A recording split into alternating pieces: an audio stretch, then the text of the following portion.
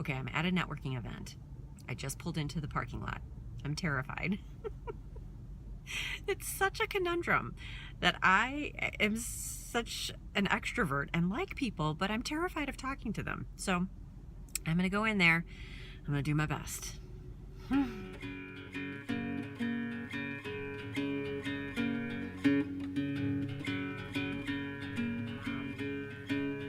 Last night I went to a networking event, and as I've said, I am not very good at networking. In fact, it strikes fear and terror in my heart when I get an invitation to a networking event. I remember some of the traumatic networking events in my past, coming into a room full of people not knowing anybody at all, trying to force my way into a clique of people, laughing and drinking and not paying any attention to me and kind of barring me from the conversation, trying to catch someone's eye, anyone's eye to talk to, and finally catching that someone, and only to be completely embarrassed when they were looking at the person behind me, actually having a conversation with somebody and having them more interested in the conversation next to me. Or finally getting somebody to talk to, and then that person never ever leaving, so you're stuck with that one person when you're trying to go and meet somebody else. Networking is awful.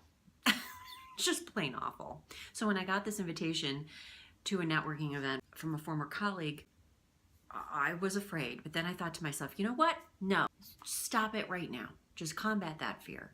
I did some research. I read articles, looked at interviews on proper ways to network, and found some of the tips helpful and some were kind of clunky and just felt a little forced. I dug deep and I thought, all right, what if I went to this networking experience and asked people for tips on how to talk to people as the icebreaker? It actually worked. Some people thought it was completely nuts and intrusive, but other people really opened up and shared some awesome tips. I tried to videotape some of the tips, but it was very loud in the room and a lot of people just didn't want to be videotaped. So I'm just going to share on their behalf. Okay, I'm in and I found somebody, Chris Haskins. She's awesome. She's going to tell you a tip that she does that works for her.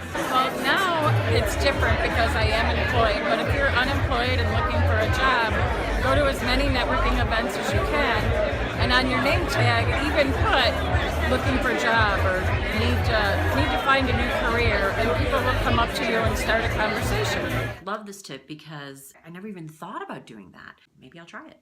The other tip was volunteer at the organization.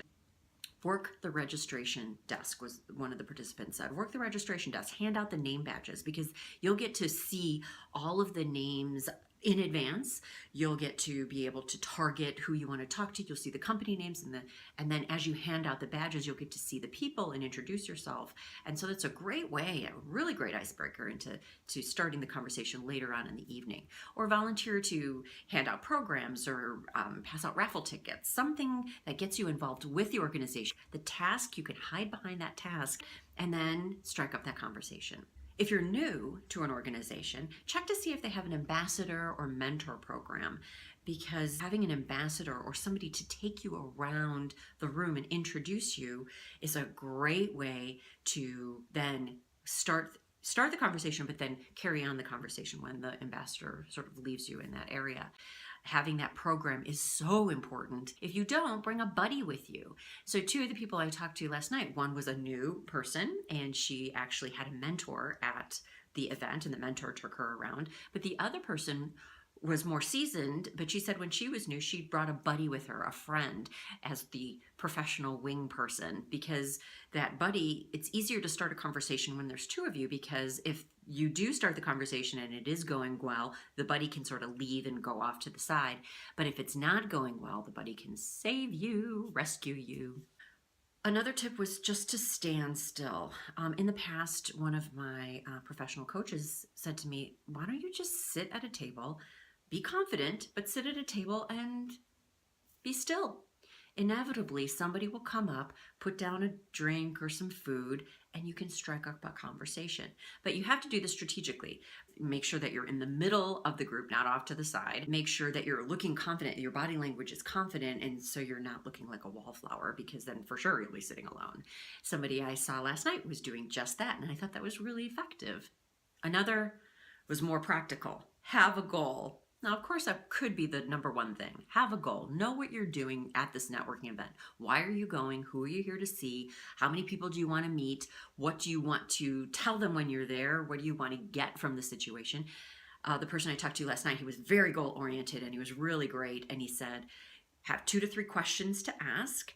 Get in the conversation quickly, get out of the conversation quickly, don't take up too much time. And then the next time you see that person at another event or someplace else, make them feel really good that you're so excited to see them. Having those goals in advance really alleviates half the anxiety you feel when you go into a networking situation because you know what you're doing. And then I think my favorite tip was not really a tip, but just sort of a perspective. I spoke to one of the vendors who served as a sponsor, and he said, you know what, I'm an introvert. I am not one of those hard sell kind of people. I sort of stand back and I like to have a conversation. He's like, the number one reason people are afraid of networking is rejection. Who wants to be rejected when you're having a conversation and somebody walks away? The rejection is brutal. So instead of worrying about the rejection, instead of pushing in and selling hard, just have a conversation. People gravitate to people that they like and trust. I thought it was so valuable. Go slow. We're all afraid. Just slow it down. And then, of course, consistency is key. The more you go to networking events, the better, because you'll develop sort of your elevator pitch and you'll know what you're doing when you go in there. And maybe some of these tips will help you as well. I thought that these tips were very valuable. And in fact, I'm going to use them the next time I go to another networking event because, yes, I am going to go to another networking event. And then, of course, follow up. Make sure you get your names and business cards if you can. But if you can't, get the names off the name badge, do your research, follow up, and email and or call or whatever your follow-up method is. But make sure it's the next day or the next 2 days so that lead doesn't go cold. Okay, I did it. I made it out alive. I met some cool people. I reconnected with people who I'd known in my former life at a different job, and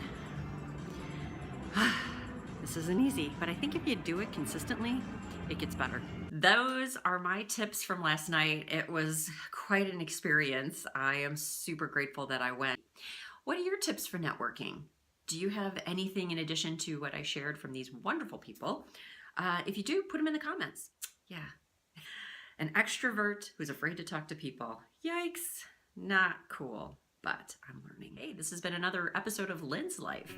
Thanks for coming along for the ride. If you liked what you saw, please subscribe and please comment. It'd be great to hear from you. Have a great rest of the day and